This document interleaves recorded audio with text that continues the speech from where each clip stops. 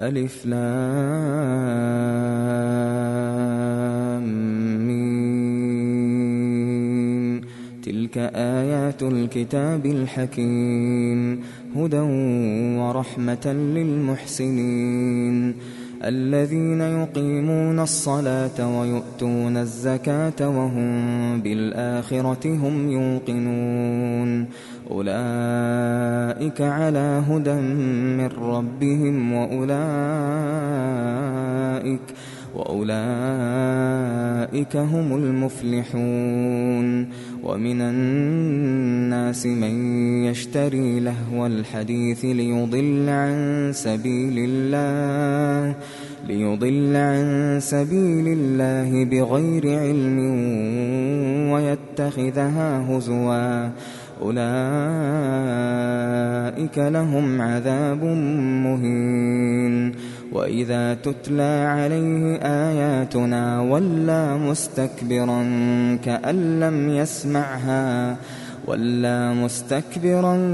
كأن لم يسمعها كأن في أذنيه وقرا فبشره بعذاب أليم إن الذين آمنوا وعملوا الصالحات لهم جنات النعيم خالدين فيها وعد الله حقا وهو العزيز الحكيم خلق السماوات بغير عمد ترونها وألقى في الأرض رواسي أن تميد بكم وبث فيها من كل دابة وأنزلنا من السماء ماء فأنبتنا فيها من كل زوج كريم هذا خلق الله فأروني ماذا خلق الذين من دونه بل الظالمون في ضلال مبين ولقد آتينا لقمان الحكمة أن اشكر لله ومن يشكر فإنما يشكر لنفسه ومن كفر فإن الله غني حميد وإذ قال لقمان لابنه وهو يعظه يا بني لا تشرك بالله إن الشرك لظلم عظيم ووصينا الإنسان بوالديه حملته أمه وهنا على وهن وفصاله في عامين أن اشكر لي ولوالديك إلي المصير وإن جاهداك على أن تشرك بي ما ليس لك به علم فلا تطعهما وصاحبهما في الدنيا معروفا واتبع سبيل من أناب إلي ثم إلي مرجعكم فأنبئكم بما كنتم تعملون يا بني إنها إن تك مثقال حبة من خردل فتكن في صخرة أو في السماوات أو في الأرض يأت بها الله إن الله لطيف خبير يا بني أقم الصلاة وأمر بالمعروف وانه عن المنكر واصبر على ما أصابك إن ذلك من عزم الأمور ولا تصعر خدك للناس ولا تمش في الأرض مرحا إن الله لا يحب كل مختال فخور وقصد في مشيك واغضض من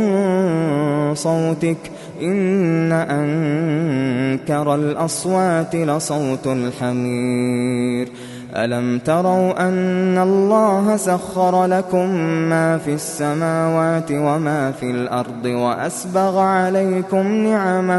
وأسبغ عليكم نعمه ظاهرة وباطنة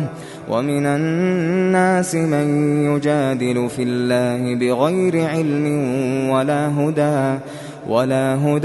ولا كتاب منير وإذا قيل لهم اتبعوا ما أنزل الله قالوا بل نتبع ما وجدنا عليه آباءنا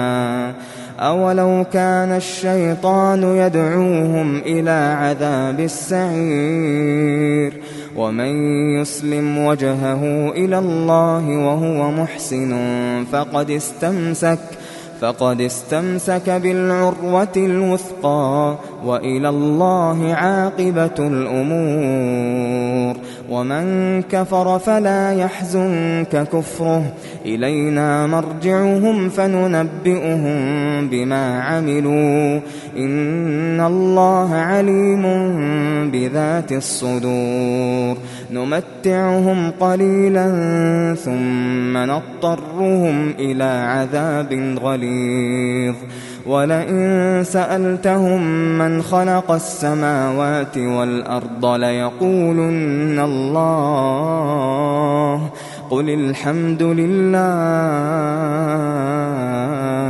بل أكثرهم لا يعلمون لله ما في السماوات والأرض إن الله هو الغني الحميد ولو أن ما في الأرض من شجرة أقلام والبحر يمده من بعده 7 أبحر ما نفدت كلمات الله إن الله عزيز حكيم ما خلقكم ولا بعثكم إلا كنفس واحدة إن الله سميع بصير ألم تر أن الله يولج الليل في النهار ويولج النهار في الليل وسخر الشمس والقمر كل يجري إلى أجل مسمى وأن الله بما تعملون خبير ذلك بأن الله هو الحق وأن ما يدعون من دونه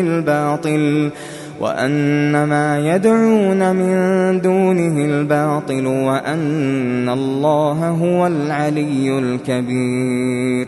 ألم تر أن الفلك تجري في البحر بنعمة الله ليريكم من آياته إن في ذلك لآيات لكل صبار شكور وإذا غشيهم موج